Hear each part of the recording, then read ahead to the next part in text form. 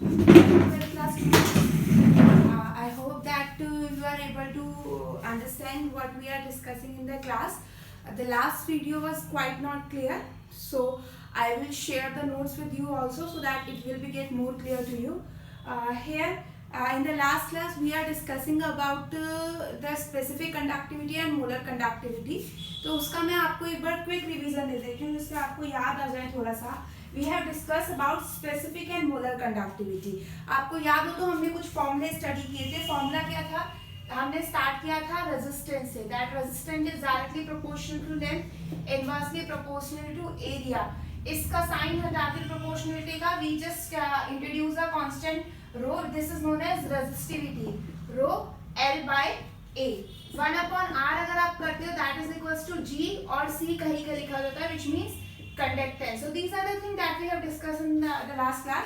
Resistance, the property of a substance is resist the flow of current. Conductance, the property of a substance which allow the flow of current. Resistance directly proportional to length, inversely proportional to area. इस term को हम cell constant भी बोलते हैं, length upon area. Proportionality का sign हटा के हम लोग रेजिस्टिविटी का एक साइन लाए थे. Resistivity it is also known as rho. Rho means resistivity. इसकी यूनिट आप इजिली यहाँ से कैलकुलेट कर सकते हैं. यूनिट के बारे में हमने बताया था. 1/R आप करते हो दैट इज कंडक्टिविटी, और जब आप 1/रो करते हो that is equals to kappa. Kappa is specific conductivity. क्या होता है kappa? Specific conductivity. That is 1/रो. तो यहाँ से रो की वैल्यू निकाल के इसमें पुट कीजिए, वहां से आपका कापा आ जाएगा. That is your specific conductivity. उसके बारे में उसके बाद मैंने आपको बताया था that kappa how we relate these term with the chemical electrolyte.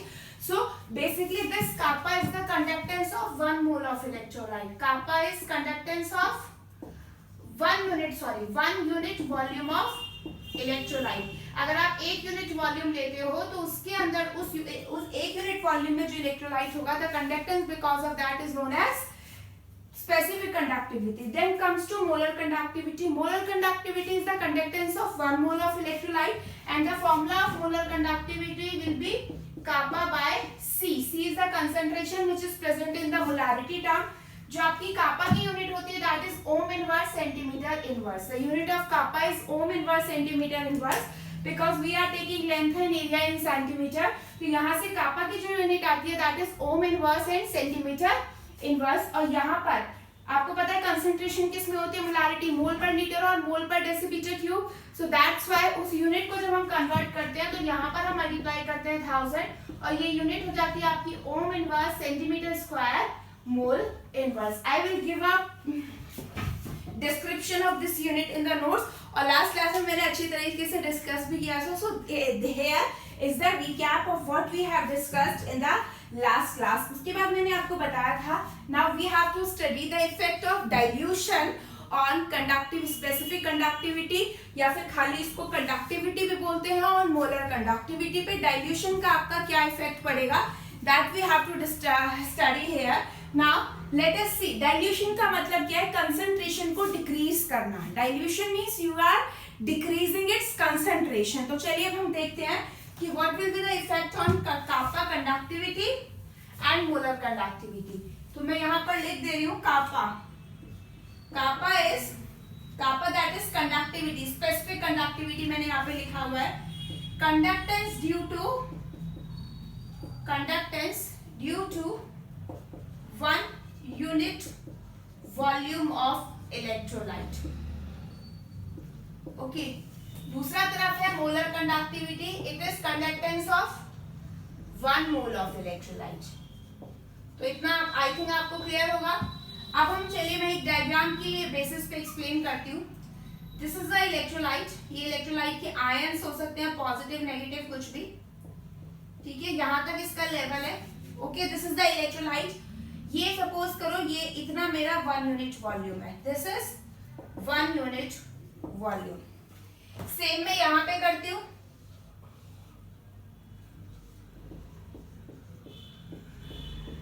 आपको पता है 1 मोल का मतलब क्या होता है? 6.022 इंटू 10 की पावर 23. तो यहां से हो सकता है आपको समझ में आए. We are talking about 1 mole there. 1 mole का मतलब उसमें हमेशा नंबर ऑफ आयंस क्या होंगे? फिक्स होंगे. दैट इज 6.022 इंटू 10 की पावर 23. यहाँ मैं 1 यूनिट वॉल्यूम में नहीं बता सकती that how many ions are present in the 1 unit volume, but मैं 1 मोल में बता सकती हूँ. 1 मोल मीन 6.022 into 10 की पावर 23. तो अब चलिए अब यहाँ पर चलते हैं conductance due to 1 unit volume of electrolyte. अब इसमें आपको क्या करना है, वाटर ऐड करना है. It means you are decreasing its concentration. ठीक है. In the last class I told you that the electrolytic conductance will depend on two main factor. First one is number of ions, second one is mobility of ions. जितना ज्यादा ions होंगे conductance उतना ज्यादा होगा. जितना ज्यादा वो move करेंगे तेजी से, जितना उनकी मोबिलिटी होगी, यानी जितना वो एक दूसरे से दूर दूर होंगे, अट्रैक्शन अगर कम हो जाएगा, उनकी मोबिलिटी आप किसी भी तरीके से इंक्रीज कर दो, then conductance will also increase. अब हम क्या करते हैं, वाटर ऐड करते हैं. तो ऑब्वियस सी बात है, वाटर जब आप ऐड करोगे तो इसका जो लेवल है वो बढ़ जाएगा. जब आपने इसमें वाटर ऐड किया, you are adding water. Water add करने पर क्या होगा, सॉल्यूशन का लेवल बढ़ेगा. It means ions will get more space to distribute. आप नॉर्मली देखिए, if you are going to dissolve 2 spoon of sugar in 1 glass of water, आपने उसे अच्छे से डिसॉल्व कर दिया, उसे टेस्ट करिए. अब उसके बाद क्या करना है, आपको just add 1 glass more water into that. आपको उसमें 1 ग्लास वाटर और ऐड करना है. आप उसे टेस्ट करिए, टेस्ट में डिफरेंस आएगा. The prior one will be the more sweeter than the after. जो आपने बाद में 1 ग्लास वाटर डाला है उससे पहले वाला ज्यादा स्वीटर होगा. ठीक है. ये किस लिए हुआ, बिकॉज पहला कम वाटर था, शुगर 2 स्पून शुगर था, वाटर ज्यादा हो गया. इट मीन शुगर के पार्टिकल डिस्ट्रीब्यूट हो गए. In the same way here particles क्या होंगे, दूर दूर होंगे, क्योंकि उन्हें अब ज्यादा वॉल्यूम मिल रहा है. इट मीन्स अब पार्टिकल्स इतना दूर हो गया. ठीक है, ये इतना हो गया, पार्टिकल इतना दूर दूर हो गया ना. अब मैं आपको बोलूं, कापा तो हमारा सेम ही है, 1 यूनिट वॉल्यूम का इलेक्ट्रोलाइट. अब मैं आपको बोलूंगी इसका 1 यूनिट वॉल्यूम निकालो. ठीक है, इतना एरिया, जो ये एरिया हमने लिया है, इतना, ये दिस मच एरिया, ये जो हमने एरिया लिया है, इतना ही एरिया मैं यहाँ पर लेती हूँ. ठीक है, ऑलमोस्ट सेम एरिया है. Now you can see after dilution the number of ion in per unit volume will decrease. आप इसे डायग्रामेट्रिकली समझो, ऐसे देखिए, मतलब आप खुद सोचो. अगर आपसे मैं कहूँ, मैंने आपको 2 कंडीशन बताई थी कि आपने पहले 1 ग्लास वाटर में 2 स्पून शुगर ऐड किया, देन उसमें 1 ग्लास पानी और मिलाया.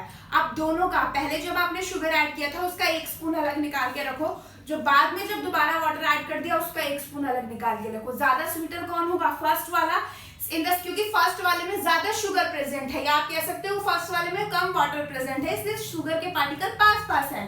But here what happens, on adding water the attraction, आप कह सकते हो space between the particle will decrease, so the number of particles in per unit volume will decrease. इसलिए हम दूर दूर हुए, मोबिलिटी तो इंक्रीज हुई है, लेकिन हम यहाँ पर आपका जो मेन फैक्टर होता है that is number of ion. और दूसरी चीज हम कह रहे हैं that specific conductivity is due to the electrolyte present in 1 unit volume. अब जब 1 यूनिट वॉल्यूम में इलेक्ट्रोलाइट के आयंस ही कम हो गए तो उसकी मोबिलिटी का हम क्या करेंगे, हम तो 1 यूनिट वॉल्यूम को देख रहे हैं, अगर आयन ही कम हो गए तो उसकी मोबिलिटी को हम क्या करेंगे. तो in this case as the number of ion will increase, भाई मोबिलिटी तो तब कंसिडर की जाती है कि आयंस तो उतने ही रहे बट उनकी मोबिलिटी इंक्रीज हो जाए, बट यहाँ आयन ही कम हो गए तो हम क्या मोबिलिटी फैक्टर को कंसिडर करें. सो हम ये कहेंगे दैट, अब मैं लिख सकती हूँ यहाँ पर that kappa will decrease on dilution, specific conductivity will decrease on dilution. समझ में आ गया होगा, आई होप आप लोगों को ये. नेक्स्ट आपका आता है molar conductance.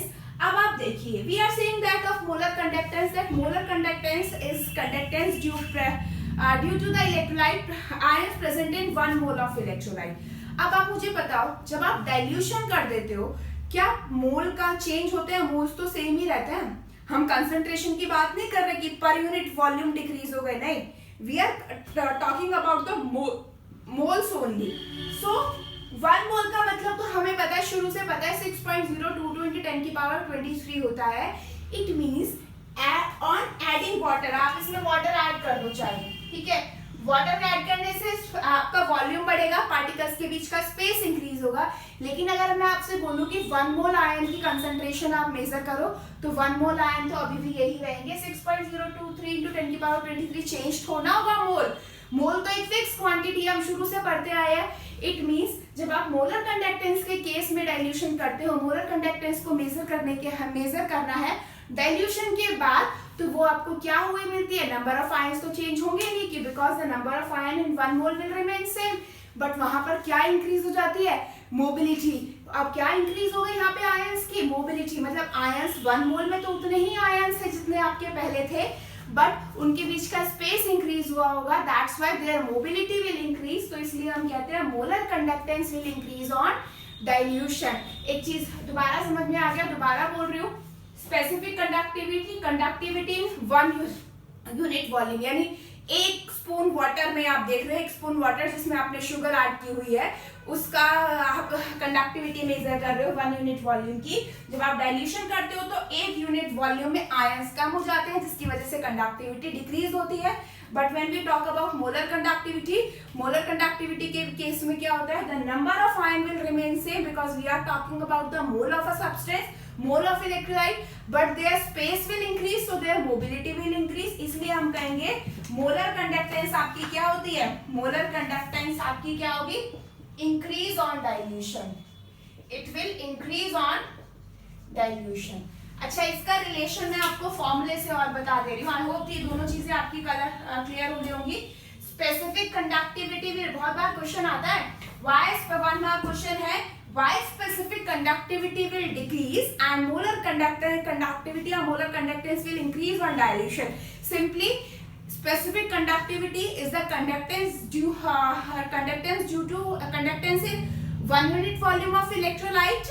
As on dilution, the number of ion in 1 unit volume will decrease, so specific conductivity will decrease. But in case of molar conductance, then it is conductance of 1 mole of electrolyte. On dilution, the number of ion in 1 mole will remain same, but the mobility will increase. That's why molar conductance will increase. अब हम molar conductance का formula देख लेते हैं। आपको याद हो, कापा into 1000, थोड़ा मैं 1000 अपॉन C, इसकी यूनिट होती है ओम inverse centimetre square mole inverse. ठीक है, अब आप यहाँ पर देखिए मोलर कंडक्टेंस, देखिए आप जब आप डाइल्यूशन करते हो तो कंसंट्रेशन क्या होती है, डिक्रीज, कंसंट्रेशन क्या होती है, डिक्रीज ऑन डाइल्यूशन। डाइल्यूशन करने पर कंसंट्रेशन क्या होती है, डिक्रीज। तो ऑब्वियसली बात है मोलर कंडक्टेंस और कंसंट्रेशन इनवर्सली प्रोपोर्शनल है। It means if we decrease the concentration, molar conductance will decrease. इन दोनों का रिलेशन तो मुझे समझ में आ गया, बट दिक्कत कहाँ पर होती है इस फॉर्मूले में, प्रॉब्लम होती है on dilution this will also decrease, on dilution this will also decrease, but इसके तो डायरेक्टली प्रोपोर्शनल है, मतलब ये अगर डिक्रीज हो रहा है तो मोलर कंडक्टेंस को भी क्या होना चाहिए, डिक्रीज। बट यहाँ पे रीजन क्या होता है, the decrease in concentration will be more, the decrease in concentration will be more. तो वो क्या करता है, उस फैक्टर को ओवरकम करता है, मतलब डिक्रीज तो ये भी होगा, लेकिन जो कंसंट्रेशन में डिक्रीज है that will be more, so it will overcome the decreasing factor of specific conductivity. तो आपका जो रिजल्टेंट मोलर कंडक्टिविटी होती है वो क्या हो जाती है, इंक्रीज। तो आई होप ये फॉर्मूले से आपको, सॉरी, आई होप फॉर्मूले से all the things are getting clear to you. आपका प्रॉपर फॉर्मूले से आपको क्लियर हो गया होगा ये सारी चीजें आप, ठीक है। So now let us move toward the next thing. अब हमारा नेक्स्ट चीज क्या है, हमने मोलर कंडक्टिविटी, स्पेसिफिक कंडक्टिविटी का इफेक्ट देख लिया डाइल्यूशन पे। आपको याद हो तो in the last class I talk about weak and strong electrolyte, किया था मैंने बात, ठीक है। वीक और स्ट्रॉन्ग इलेक्ट्रोलाइट दोनों के बारे में हम बात करते हैं अभी। ऑब्वियसली बात है कापा तो डिक्रीज ही होगा, ठीक है, तो कापा का तो कोई मतलब नहीं बनता, उन दोनों में हम बात करें। मोलर कंडक्टेंस इंक्रीज होगी, कंडक्टिविटी, स्पेसिफिक कंडक्टिविटी और कंडक्टिविटी डिक्रीज होगी, बट क्या एक्सटेंट है उनके इंक्रीज होने का, मोलर कंडक्टिविटी का, वो हमें पढ़ना है for strong and weak electrolyte. तो चलिए हम स्टार्ट करते हैं। यहाँ पर हम देखते हैं मोलर में साइन ही लिखूंगी, molar conductance for strong and weak electrolyte, for strong and weak electrolyte. Now we have to talk about the molar conductance for strong and weak electrolyte. अब हमको इन दोनों के बारे में बात करना है, स्ट्रॉन्ग इलेक्ट्रोलाइट और वीक इलेक्ट्रोलाइट के लिए, ठीक है। अब मैं जरा दोनों का एग्जाम्पल लेती हूँ। स्ट्रॉन्ग इलेक्ट्रोलाइट, स्ट्रॉन्ग, और यहाँ पर वीक, ठीक है। स्ट्रॉन्ग के लिए मैं HCl ले लूं, H positive plus Cl minus, and weak के लिए मैं एसिटिक एसिड ले रही हूँ। वीक इलेक्ट्रोलाइट होता है एसिटिक एसिड। आपको पता होगा वीक और स्ट्रॉन्ग का क्या मतलब है। जो कंप्लीटली आयंस में ब्रेक हो जाए दैट इज स्ट्रॉन्ग, और जो पार्शियली आयनाइज हो दैट इज वीक, ठीक है। अब हमें इनका मोलर कंडक्टेंस के बारे में पढ़ना है, ठीक है। ऑन डाइल्यूशन, डाइल्यूशन करने पे क्या होगा, no change in ions, no change in number of ions. क्या नंबर ऑफ आयंस में कोई चेंज होगा? नहीं होगा, बिकॉज ऑलरेडी वो क्या है, कंप्लीटली डिसोसिएट हो चुका है। क्या हो चुका है? कंप्लीटली डिसोसिएट हो चुका है। तो नो, कोई भी आयंस में चेंज नहीं होगा डाइल्यूशन करते हुए। डाइल्यूशन करने पर आपका वो ऑलरेडी है, बट क्या होगा, मोबिलिटी क्या होगी, इंक्रीज होगी। मोबिलिटी क्या होगी, इंक्रीज। तो इसकी भी डेल्टा एम इंक्रीज होगी। ये वही चीज है जो हम पढ़ते आ रहे हैं अभी, जो हमने पीछे पढ़ा, ठीक है। और ऑब्वियसली बात है, स्ट्रॉन्ग के केस में आयंस ज्यादा होते हैं, वीक के केस में आयंस कम होते हैं। तो हमेशा स्ट्रॉन्ग की जो कंडक्टिविटी है, मोलर कंडक्टिविटी, वो वीक इलेक्ट्रोलाइट के कंपैरिजन में क्या होगी, ज्यादा। ये तो स्ट्रॉन्ग का पोर्शन हो गया, ठीक है। स्ट्रॉन्ग के लिए इतना हमने पढ़ लिया। अब हम चलते हैं वीक की तरफ। मैंने इसे रेस किया है क्योंकि मुझे वीक का पढ़ाना है आपको। वीक, आपने वीक इलेक्ट्रोलाइट के बारे में डिग्री ऑफ डिसोसिएशन सुना होगा।